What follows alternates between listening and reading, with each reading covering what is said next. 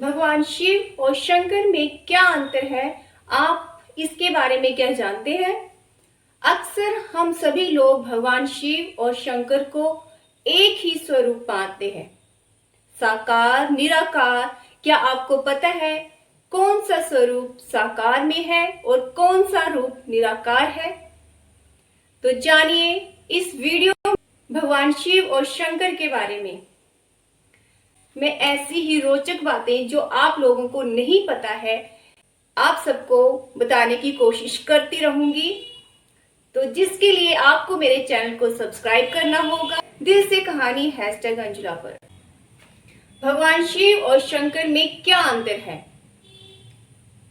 क्या आपने कभी सोचा है कि भगवान शिव के इस तरह के नाम क्यों हैं और किस रूप में भगवान शिव को हम पूजते हैं? कौन सा रूप साकार है, कौन सा रूप निराकार है? तो आइए जानते हैं इन दोनों स्वरूपों में क्या गहरा अंतर है। भगवान शिव को देवों के देव महादेव कहा गया है।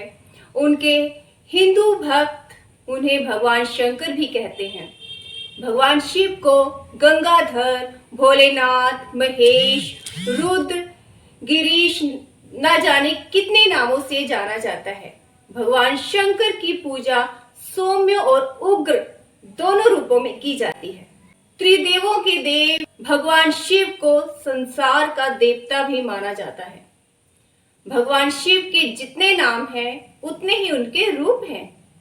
उनके हर एक रूप के पीछे एक कथा है।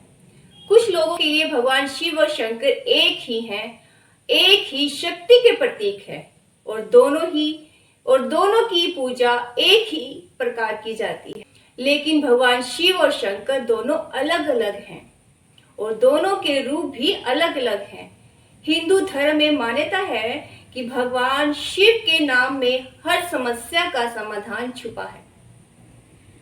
ज्योतिष शास्त्र के अनुसार शिव के हर नाम का अलग से ही प्रभाव होता है। महादेव के हर नाम में एक अलग शक्ति समाई हुई है जो संसार की किसी भी समस्या का समाधान कर सकती है। क्या भगवान शिव और शंकर अलग हैं? जो लोग सनातन धर्म से जुड़े हैं और उस परंपरा को मानते हैं, वो लोग शिव और शंकर को एक ही मानते हैं। शिव पुराण के अनुसार सबसे पहले एक प्रकाश पुंज की उत्पत्ति हुई थी। इसी प्रकाश पुंज से ब्रह्मा और विष्णु की उत्पत्ति हुई। कहा जाता है कि जब ब्रह्मा जी ने इस प्रकाश पुंज से पूछा कि तुम कौन, उस पुंज से एक आकाशवाणी की आवाज आई, मैं शिव हूँ। ये आकाशवाणी सुनकर ब्रह्मा जी ने प्रकाश पुंज से पूछा, क्या तुम साकार रूप धारण कर सकते हो? जिसके बाद ही उस प्रकाश पुंज से भगवान शंकर की उत्पत्ति हुई है। इसलिए कहा जाता है भगवान शिव और शंकर एक ही अंश के रूप हैं, एक ही अंश हैं, लेकिन दोनों अलग अलग हैं। भगवान शिव और शंकर में बस इतना ही अंतर है कि शिव प्रकाश पुंज के रूप में है, जिनकी हम शिवलिंग के रूप में पूजा करते हैं,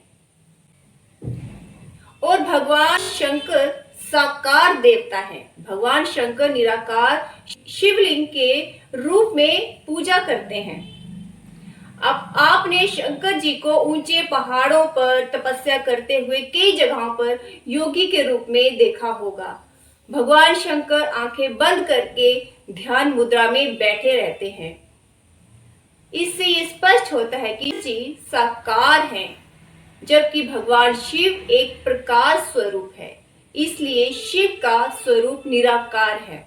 भगवान शिव और शंकर में बस इतना ही अंतर है। हिंदू धर्म में ऐसा माना गया है कि भगवान शिव स्वयं प्रकट हुए थे, लेकिन पुराणों में उनके जन्म का वर्णन किया गया है। विष्णु पुराण में लिखा गया है कि जिस प्रकार भगवान विष्णु ब्रह्मा की नाभि से उत्पन्न हुए, उसी प्रकार भगवान शिव विष्णु के माथे के तेज से उत्पन्न हुए हैं। भगवान शिव से जुड़े एक और मान्यता ये भी है कि रुद्र देवता शंकर की पंचायत के सदस्य हैं, जबकि नंदी और महाकाल भगवान शंकर के द्वारपाल है। हिंदू धर्म ग्रंथों में यह भी माना गया है कि शिव ईश्वर का स्वरूप है और परम शक्तिमान है। भगवान शिव के अनुसार ब्रह्मा, विष्णु और शंकर ही सृष्टि का निर्माण, संचालन और संहार करते हैं। भगवान शिव और शंकर में सबसे आसान और अंतर दोनों की मूर्ति से ही किया जा सकता है। जी हाँ, भगवान शंकर की मूर्ति जहां पूर्ण आकार में होती है, वहीं शिव की मूर्ति लिंग यानी कि अंडाकार शेप में होती है। शिवरात्रि भगवान शंकर की स्मृति में मनाई जाती है, ना कि शंकर रात्रि। माना जाता है कि भगवान शिव के 2 शरीर हैं। शिव की पूजा सबसे पहले लिंग रूप में ही की जाती है। लिंग शब्द को लेकर काफी लोगों में भ्रम है, लेकिन संस्कृत में लिंग का अर्थ है प्रतीक। जी हाँ, लिंग का अर्थ होता है प्रतीक। अतः शिवलिंग का अर्थ है शिव का संयुक्त प्रतीक। इसलिए शिव और शंकर में बस इतना ही अंतर है कि शिव निराकार रूप में है और शंकर साकार रूप में है। हर हर महादेव।